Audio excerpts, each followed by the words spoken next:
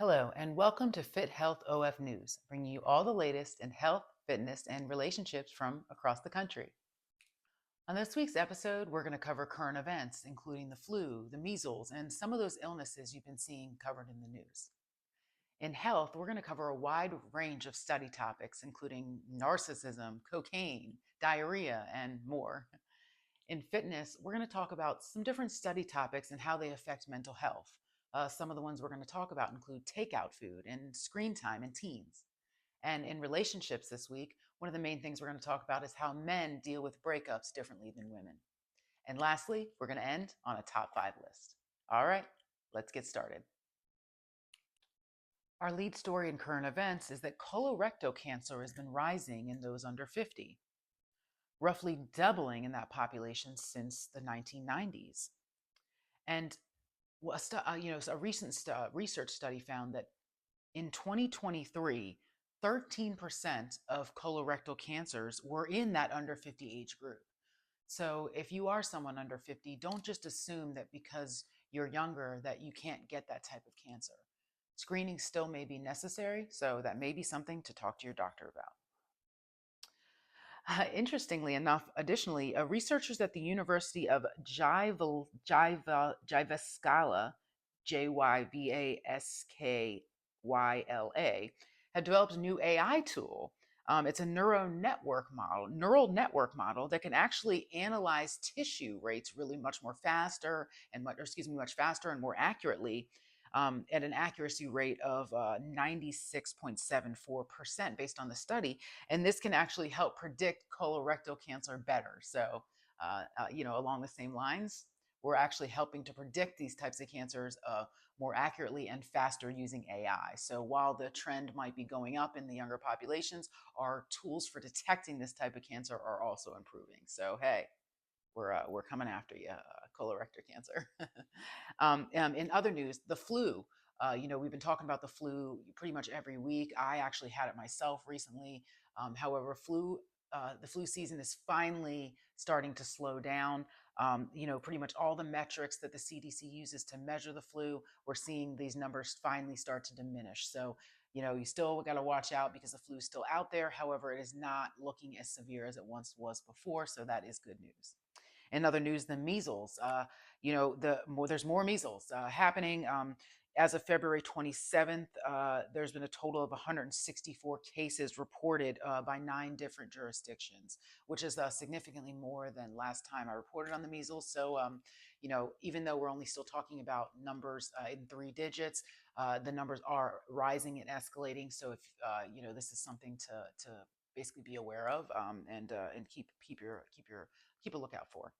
And in other news, there's this mystery Congo illness. If you haven't heard about it, there's been an illness that has been happening in the Congo. At least 1,318 people have exhibited symptoms, and 53 have died as of 2/25.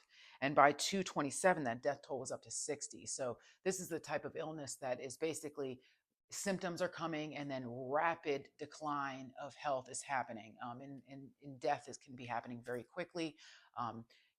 So far they think that the World Health Organization doesn't have clear answers, but they are saying it could be caused by contaminated water. So that's what we're seeing so far. Our lead story in health, the American Psychological Association found that narcissists actually are more prone to feelings of being left out or excluded. They studied, narcissism and those with the disorder, and they were able to, determine this. However, these feelings are not necessarily associated with the symptoms of the disorder itself, but rather because of the way narcissists respond to social cues. Basically, a narcissist is more likely to take a social situation that kind of doesn't really mean anything and interpret it more as them being ostracized or them being treated in a way where they're being mistreated. So it's interesting information, and it's something that we can use if us or someone we know or someone we love is suffering with a disorder like that. All right.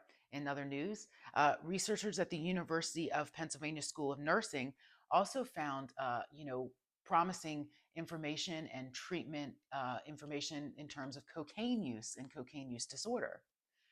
They found that there is a relationship between cocaine use disorder and GLP-1, that hormone in the brain. And they even found the specific circuit that's involved with reward and motivation. And they found how they can ways to manipulate that circuit that can be beneficial for cocaine addiction. So this is really promising and something to watch out for now and in the future for addiction treatment. In other news, other researchers actually have been evaluating the gut cells that are responsible for causing diarrhea. These cells, called BEST4 slash CA7 plus, regulate electrolyte and water balance in response to bacterial toxins.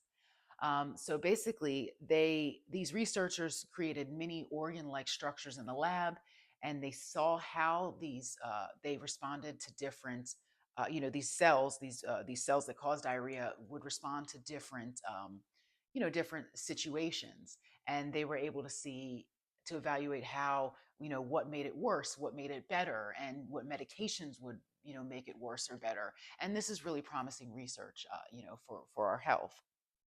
In other news, um, there's a condition called problematic screen use, actually, that's affecting some teens.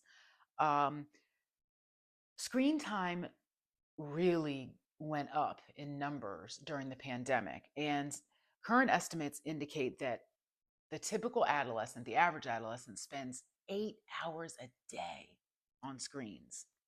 So this problematic screen use is actually something that can mimic or even trigger other psychiatric conditions like bipolar, things like that. And data that they obtained from the Adolescent Brain Cognitive Develop study, it had almost 10,000 participants between the ages of 10 and 11. They used six different types of screens to assess this.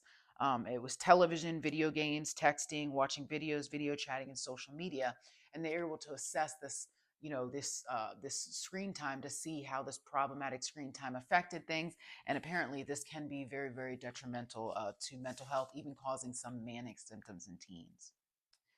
And in other news, sickle cell, actually, there's been a promising new treatment for sickle cell that involves a new bone marrow transplant procedure.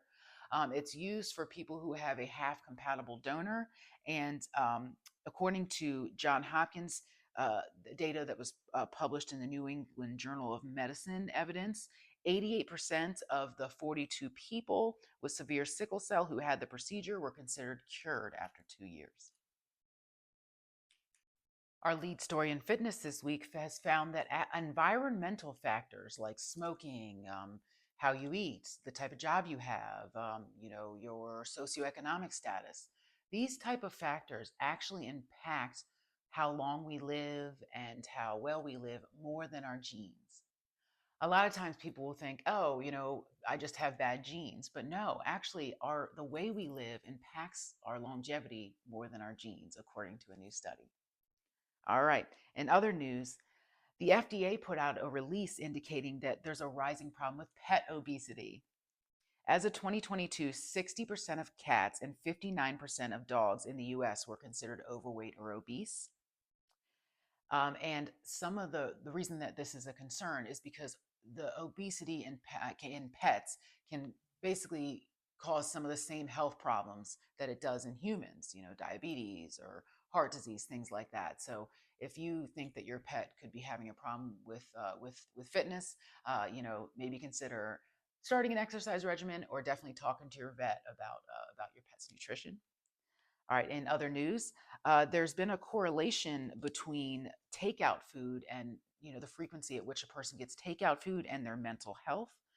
The journal BMC Public Health had the researchers examine food choices and specifically takeout food and different levels of physical activity and how it affected levels of anxiety and depression among college students. And the study included over 14,000 Chinese university students between the ages of 18 and 22. And 20 or over 26% of these students reported symptoms of depression, and whereas about 35 reported symptoms of anxiety. And basically, one of the common threads they saw in these students was a frequent, the students who reported symptoms was a frequently ordering takeout food. So we are finding a correlation there.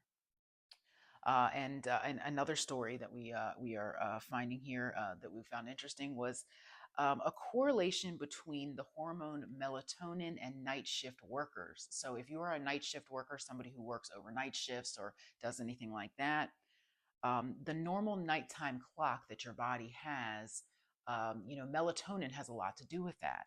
So if you are somebody who works like that, that hormone melatonin might be suppressed, and having melatonin suppressed can really actually have a negative impact on the health more than just sleep.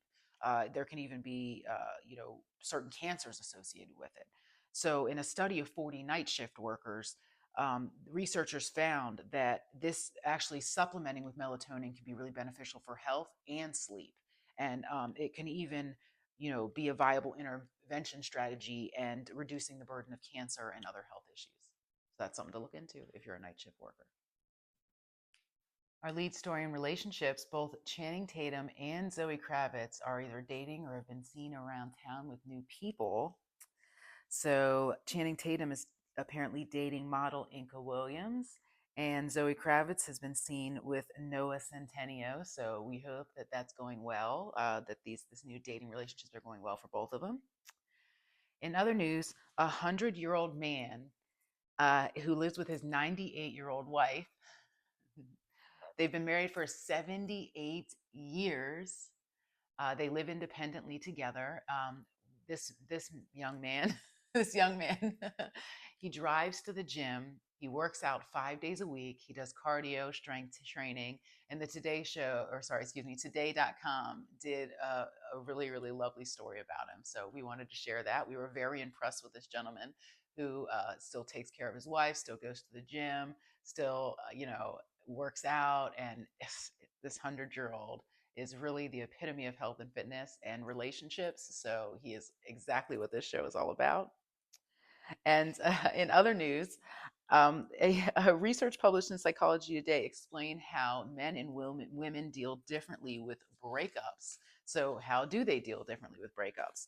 Well, basically, the study showed that men and women are similarly affected in terms of their well-being. It sucks for both sexes. Both of them have a hard time at post breakup. But the differences in sexes in terms of breakups came in a couple different areas. Men are less likely to end a relationship than women, the study found. Basically, they end relationships less often. They also found that men are less satisfied being single than women. And the reason being is likely because men typically rely very heavily on their partner for emotional well-being, whereas women tend to rely on also on other people in addition to their partner. They might rely on girlfriends, family members, things like that. So this is interesting information. For this week's top 5 list, we're going to talk about the top 5 best pickup lines I've ever heard. All right, number 5. I'm attracted to you, and so I wanted to come talk to you. It's honest, simple, no BS, and I've seen it work a lot. It's worked on a lot of my friends, and honestly, when I was single, it worked on me. Okay, number 4. I heard about your work in such and such, or I heard about what you did in such and I wanted to meet you. That kind of thing. Highlighting some sort of accomplishment that you know about the woman or something cool you know she did, saying, I heard about it, and so you wanted to meet her. That's a really, really good way in because women pride themselves not just on their beauty, but on their accomplishments. So being able to, and men too. So if you're a woman picking up a man or somebody picking up a man, it's the same thing. People pride themselves on their accomplishments. So by pointing that out and saying, hey, like I really value this aspect of who you are, not just what you look like, you got a better shot. All right. Number 3. Is it okay if I sit next to you? Are you up for conversation? Just that simple. Just asking, hey, can I sit here and can I talk to you? Nothing more than that. All right. Number 2, I like such and such too. Basically commenting on like, oh, I like Nirvana too if they're wearing a Nirvana t-shirt, or I like the color blue. Blue's my favorite color too if she's wearing an all blue outfit. Something like that. That's another thing I've seen work quite a bit. And number one, the most successful one I've seen of all time. You're the most beautiful woman I've ever seen. I had to come introduce myself. I've seen that one be more successful than any other one. So, may as well try it. All right. Well, I hope that helps. See you next week.